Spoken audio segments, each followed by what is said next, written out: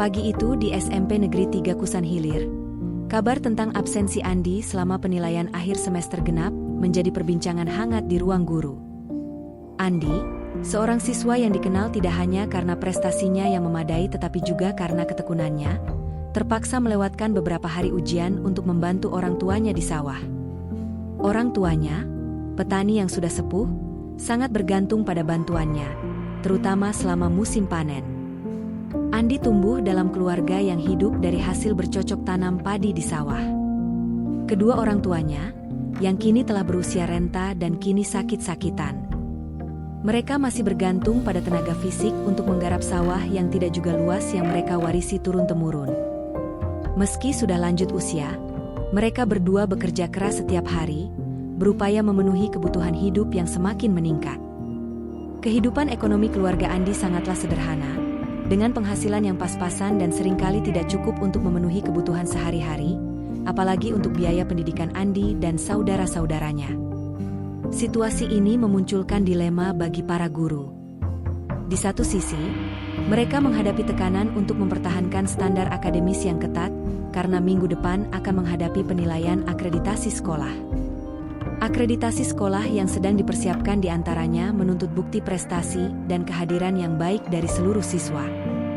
Di sisi lain, hati mereka tergerak untuk mendukung Andi, siswa yang selama ini menunjukkan dedikasi luar biasa terhadap pendidikannya, meskipun dibebani oleh tanggung jawab keluarga.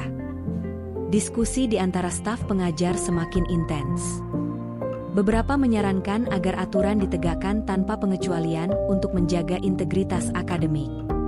Namun, tidak sedikit pula yang berargumen bahwa sekolah harus lebih dari sekadar lembaga yang menghasilkan nilai ujian.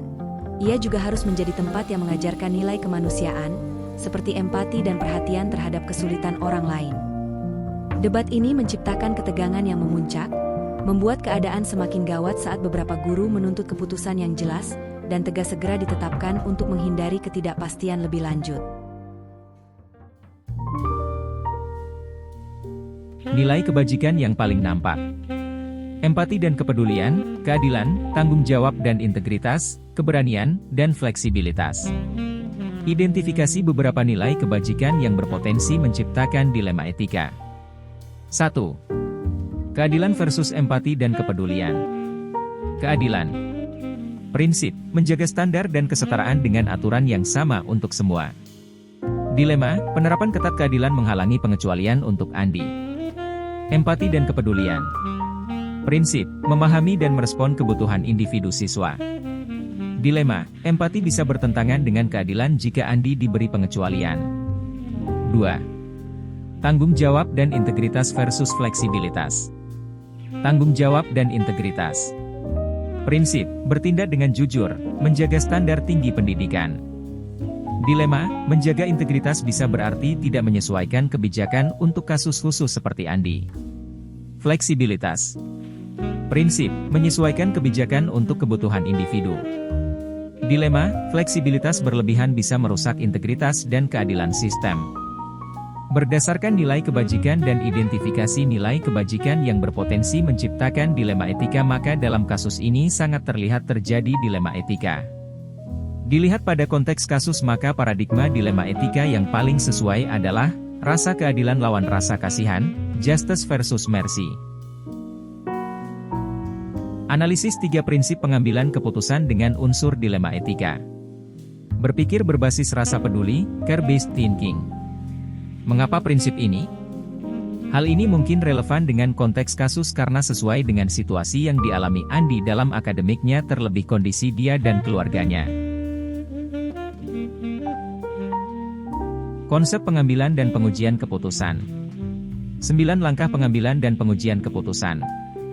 1. Mengenali nilai-nilai yang saling bertentangan. Kepala sekolah mengidentifikasi konflik utama antara menjaga standar akademis, keadilan, termasuk menyangkut anggapan siswa lain, dan memenuhi kebutuhan kemanusiaan Andi, rasa kasihan. 2. Menentukan siapa yang terlibat. Andi, keluarganya, guru-guru, kepala sekolah, dan siswa lainnya, masing-masing dengan kepentingan yang berbeda. 3. Kumpulkan fakta yang relevan. Data tentang akademis Andi, absensinya, serta kondisi sosial dan ekonomi keluarganya dikumpulkan untuk analisis lebih lanjut. Berikut tabel yang berisi tentang data apa saja yang harus digali dan diketahui oleh kepala sekolah. Data ini berguna sebagai salah satu dasar untuk membuat keputusan. 4. Pengujian benar atau salah. Uji legal dan regulasi, bagaimana masalah dalam kasus? Apakah melanggar hukum atau aturan? Bagaimana posisi Andi dalam hal ini? Uji intuisi, apakah keputusan untuk membantu Andi secara intuitif terasa benar? Uji publikasi, bagaimana publik akan melihat keputusan ini jika menjadi berita? Uji panutan atau idola, apa yang akan dilakukan oleh figur yang dihormati dalam situasi serupa? 5. Pengujian paradigma benar lawan benar. Dilema etika antara keadilan versus rasa kasihan ditelaah untuk menemukan keseimbangan yang tepat. Apakah membela penerapan aturan integritas akademik atau memberi empati kepada Andi? 6. Melakukan prinsip resolusi. Penerapan berpikir berbasis rasa peduli, yaitu menilai sejauh mana keputusan akan menguntungkan Andi tanpa mengorbankan standar akademis. Dalam hal ini tentu integritas sekolah khususnya terkait tentang penerapan aturan yang memerlukan kebijaksanaan. 7. Investigasi opsi trilema. Mencari solusi kreatif yang belum dipertimbangkan sebelumnya, seperti kolaborasi dengan lembaga sosial atau pihak lain sebagai alternatif atau tambahan keputusan yang tentu mendukung pada keputusan utama. 8. Buat keputusan. Keputusan diambil dengan mempertimbangkan semua analisis sebelumnya, khususnya terkait dengan solusi untuk Andi dengan memperhatikan dan tidak mengorbankan aturan yang telah ada. Selain itu solusi diharapkan mampu menghadirkan penyelesaian menyeluruh dan bisa diterima semua pihak. Sehingga dilema etika bisa saling berdampingan, mendukung dan tetap berjalan pada realisasinya. 9. Lihat lagi keputusan dan refleksikan. Efektivitas solusi, mengevaluasi apakah solusi mendukung keberhasilan akademik Andi tanpa mengganggu integritas sistem. Evaluasi dampak, memastikan bahwa keputusan tidak hanya membantu Andi, tetapi juga diterapkan secara adil dan dapat dijadikan acuan untuk kasus serupa di masa depan. Keputusan kepala sekolah.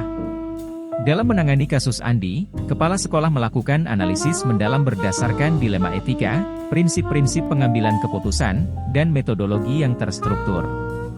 Melalui berpikir berbasis rasa peduli, yang memperhatikan kebutuhan dan kesejahteraan emosional Andi, pembelajaran empati dan kepedulian di kalangan siswa, serta fleksibilitas dalam kebijakan sekolah yang mendukung adaptasi tanpa mengorbankan standar akademik dan peraturan, dalam ranah keadilan.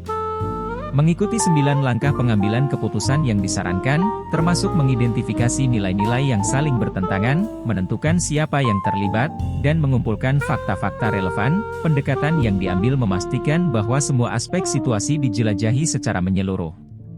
Setelah mempertimbangkan semua faktor dan melakukan serangkaian uji keputusan, mulai dari uji legal dan regulasi hingga uji intuisi dan publikasi, kepala sekolah dan guru-guru tiba pada keputusan yang matang. Keputusan akhir adalah kepala sekolah selaku pimpinan atas musyawarah dan kesepakatan memutuskan untuk memberi Andi kesempatan mengikuti ujian susulan. Keputusan ini didasarkan pada pengakuan akan situasi khusus Andi dan komitmen untuk mendukung kebutuhan pendidikan semua siswa. Untuk mempertahankan keadilan maka kebijakan ujian susulan ini harus dijelaskan secara transparan dan diterapkan konsisten untuk kasus serupa di masa depan. Keputusan dan alasan dibaliknya harus didokumentasikan secara rinci dan dikomunikasikan kepada semua pihak terkait untuk menjaga transparansi dan membangun kepercayaan. Pihak yang terkait adalah siswa lain yang ada di sekolah untuk dapat memahami keputusan sebagai pembelajaran dalam konteks disiplin positif yaitu kepedulian sosial, empati, namun tetap konsisten dalam menjalankan peraturan dan memahami kebijakan sebagai sesuatu yang positif. Selain itu, orang tua siswa juga berhak mendapatkan informasi terkait keputusan ini agar dapat menanggapi positif dan dapat memberikan tuntunan kepada anaknya sebagai siswa di sekolah ini. Meskipun Andi diberi kesempatan untuk ujian susulan, standar penilaian dan ekspektasi akademik tetap sama dengan siswa lain untuk memastikan bahwa semua siswa dinilai dengan adil berdasarkan kemampuan mereka. Ternyata setelah dilakukan uji dalam proses pengambilan keputusan ada opsi kreatif dan juga penting dan tidak terduga atau tidak terpikirkan sebelumnya. Didapatkan opsi untuk dijadikan tambahan keputusan agar keputusan bisa terselesaikan menggunakan prinsip yang menyeluruh. Maka opsi yang dipilih dan dimasukkan sebagai keputusan tambahan yaitu kerjasama dengan pemerintahan desa, menyampaikan kondisi ekonomi dan kesehatan orang tua Andi untuk pertimbangan mendapatkan santunan sosial dari program pemerintah. Kerjasama dengan dinas sosial, mencari solusi bagi kondisi Andi dan keluarganya melalui dukungan sosial. Kerjasama dengan BPJS, memastikan orang tua Andi memiliki jaminan kesehatan yang memadai. Diskusi dengan pembina OSIS, membahas inisiatif kepedulian sosial yang dapat melibatkan siswa untuk membantu sesama, seperti Andi. Sebagai refleksi yaitu efektivitas solusi, mengevaluasi apakah Andi mampu menyelesaikan ujian susulan. Penting untuk memastikan bahwa keputusan ini tidak mengganggu standar akademik yang telah ditetapkan. Evaluasi dampak, penting untuk menilai apakah keputusan membantu Andi tanpa mengorbankan keadilan dan kesetaraan di antara siswa lain, termasuk memastikan bahwa keputusan ini juga berlaku bagi siswa lain yang mungkin berada dalam situasi serupa namun tidak mendapat pengecualian. Pengembangan kebijakan, jika keputusan ini terbukti efektif, sekolah bisa mempertimbangkan mengadopsi kebijakan dan dimasukkan dalam kesepakatan sekolah. Evaluasi keputusan. Apakah tahapan pengambilan keputusan telah tepat? Sudah tepat, tahapan pengambilan keputusan telah mencakup identifikasi masalah, analisis nilai yang bertentangan, uji legal, regulasi, intuisi, dan publikasi, serta investigasi opsi alternatif. Mengapa tepat? Keputusan mempertimbangkan semua aspek penting, termasuk integritas akademik, empati, dan fleksibilitas. Solusi yang diambil juga mempertimbangkan kepentingan terbaik bagi siswa dan standar akademik sekolah. Pertanyaan lanjutan. Apakah pilihan pengambilan keputusan ini telah tepat? Pertanyaan, apakah solusi yang diambil benar-benar adil untuk semua siswa? Bagaimana dampaknya terhadap standar dan persepsi integritas akademik sekolah secara keseluruhan? Tindakan lanjutan, melakukan komunikasi yang jelas kepada semua pihak, siswa, orang tua, guru, dan staf, tentang kebijakan fleksibilitas, memastikan bahwa kebijakan tersebut diterapkan secara konsisten dan adil untuk kasus serupa di masa depan.